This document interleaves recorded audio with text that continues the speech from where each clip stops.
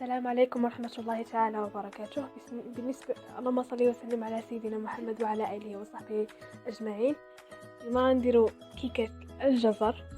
هي مكوناتها سهلة. أول حاجة هي هنايا غنفصلو صفار البيض على بياض البيض، غنشدو جوج بيضات، يعني ناخدو بياض البيض غنبداو نطربو فيه حتى يطلع باش يولي لنا كريمة، وغنحكو واحد الجزر اولا جوج ديال الخيزو غنحكوهم وغناخدو منهم الماء.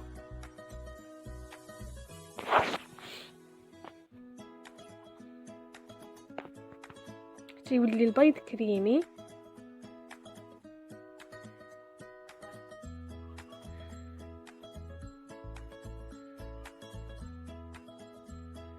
يعني بحال هانتوما كما كتشوفوا، ونزلت عليه كما قلت لكم عفوا الماء ديال الخيزو، حكيتو وخليه داك اللي حكينا داك، يعني خديت الماء ديالو وخليته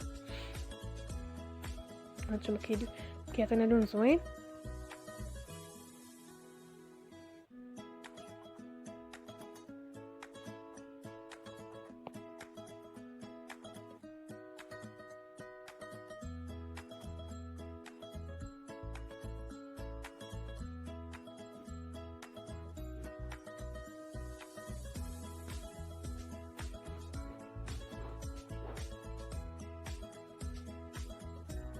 ودابا غنضيف صفار البيض، غنزيد عليه كاس ديال السنيده وغنبدا نخلط.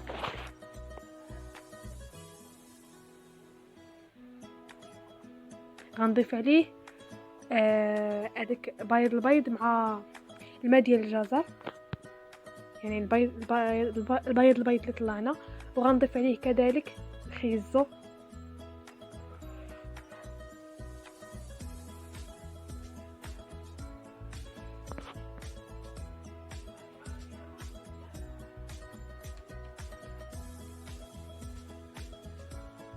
غنضيف هنايا ضرون مسوس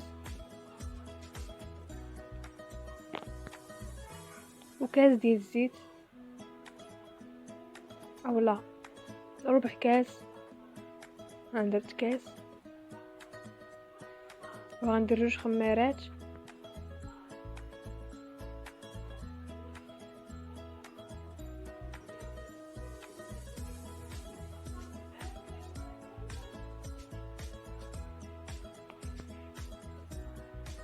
غنخلط وغنزيد جبانيه ديال السميده رقيقه.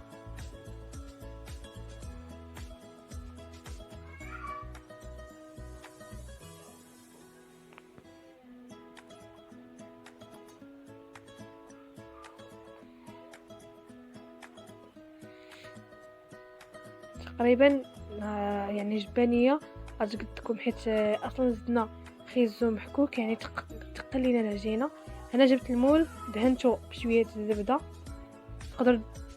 تقدروا تدهنوهم حتى بزيت الزيور، وغتضيفوا عليها السميده رقيقه. هاد البسبوسه ولا الكيك هذه يعني صحيه 100%، حيت ما فيهاش الفورص، فيها السميده رقيقه.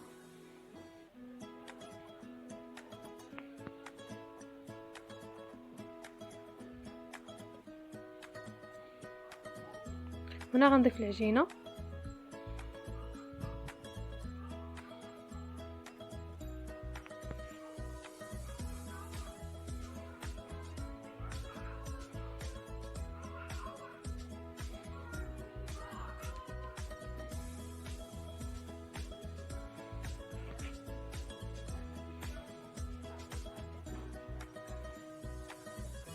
وهذا هو الشكل النهائي ديال الكيك. هنا غنزينوها، تقدروا تخليوها كما هي ولا تقدروا تزينوها. انا زينتها هنايا بشويه الكونفيتير والكوك. هانتوما الشكل ديالها زوين بزاف. تقدروا ديروا المول اللي بغيتو. انا درت هذا المول هذا زوين.